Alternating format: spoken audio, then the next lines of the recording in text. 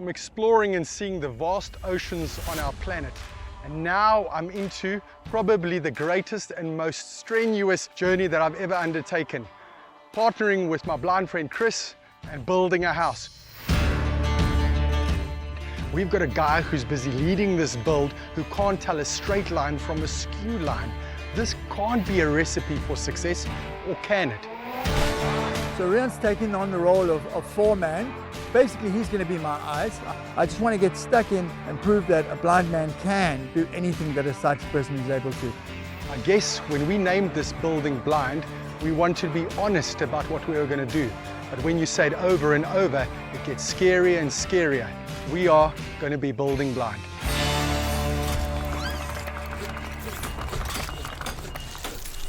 Proudly brought to you by Everite, home of Nutec, building solutions that you can trust.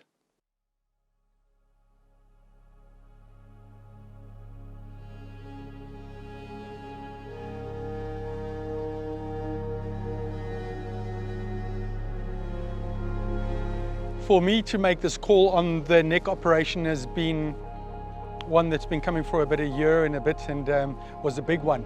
The biggest thing was that it was going to take me out of sort of my normal life, you know, the day-to-day activity, being in places, Antarctica, then surfing, then building blind, and it absolutely just took me out of all of that. And the doctor's orders are 6 weeks to be at home, and it's just good to actually be breathing fresh air, you know, not just being at home. My neck is still stiff and painful, but absolutely being careful and making sure that I don't damage my neck any further. This operation is to be able to increase my ability to do things going forward. You know, I consider myself healthy and fit, and especially a guy who can do things that probably guys my age can't, and this operation is going to get me into my 60s doing things that other people don't. December was a busy month also. It's dedicated to my Antarctica work that I have to do, matrics in Antarctica being one of them. Taking those students down, I mean those young kids that have literally just got out of school, having the chance of a lifetime. It's always the highlight of my year, and as the leader of that project, I take it very seriously. You know, we're opening doors to these students to do greater things, taking them to places that I'm still in awe of. This ice wall, that's for me, is probably still the highlight for me in Antarctica, taking them to the ice tunnels that actually find their way across the bulk of the Antarctic ice cap, and then just them experiencing the varying conditions with not a drop of darkness, sunlight 24 hours a day. The biggest thing that has been worrying for me has not been able to get to the site and to actually see this magical part of Chris's house just take place. That roof coming on tells you, you know, we got a home and we can move in. Chris and them I know have moved in a very rudimentary way, and they literally camping, and I'm good on them. You know, that's the one thing I always felt about Chris, was that he's tenacious, you know, and would show that in his actions. I can't wait to actually see it, and I think end of next week will be my first visit to site. Chris is confident that we can finish the home, and that's what we're going to do.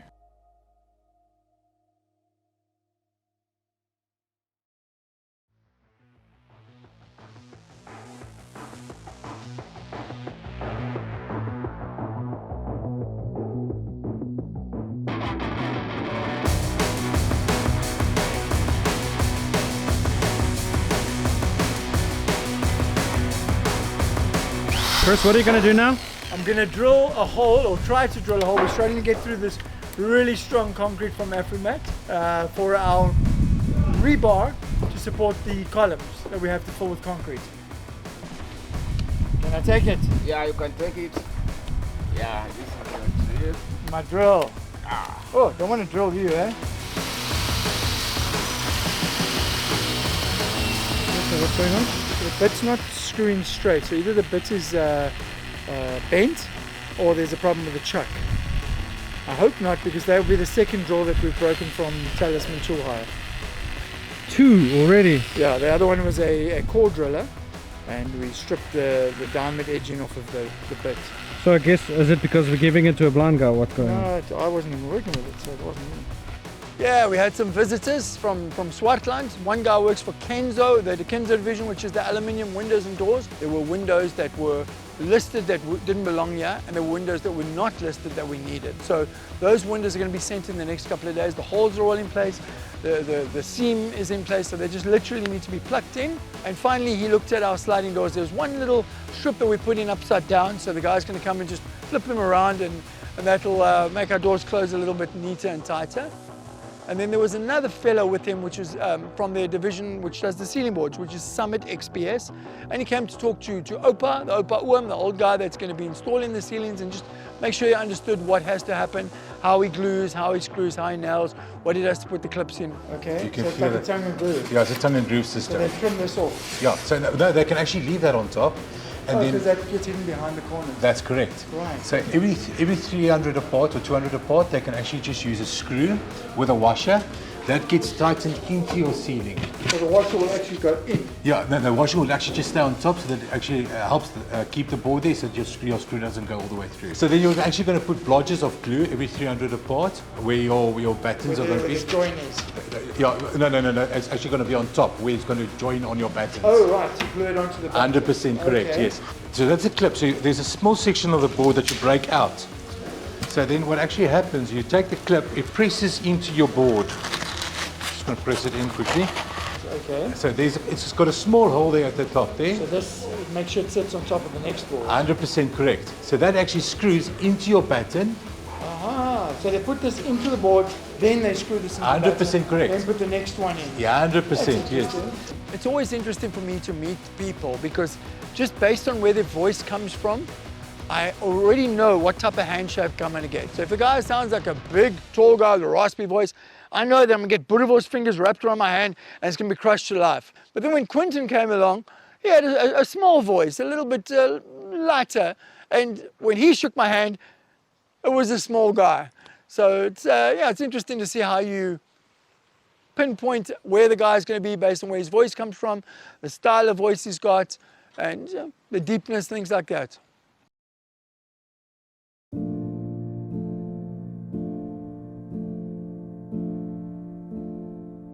They told us to stop because they thought we were still in construction. We don't know what the architect told them to actually get them to email at that point, because when Chris went and said, look, the house is built. We're just doing floor screeds and tiles and things like that. We're not actually building anymore. And then guys said, okay, well, that's fine. You guys can continue. And but we will have to have the right person registered and business affiliated and registered with the Architectural Society of South Africa, whatever they call it, I don't know, sign it off at the end of the day, which we are of course going to do that. We've always intended to do that. So I've contacted him, his name is Stephen, got him to come around, have a look. We've sent him all our documentation to see now what he would charge us to become our competent person on site. Chris gave me a call. I'm actually a draftsperson, and I also do energy efficiency, and he wanted me to come and have a look at the energy efficiency of the actual building.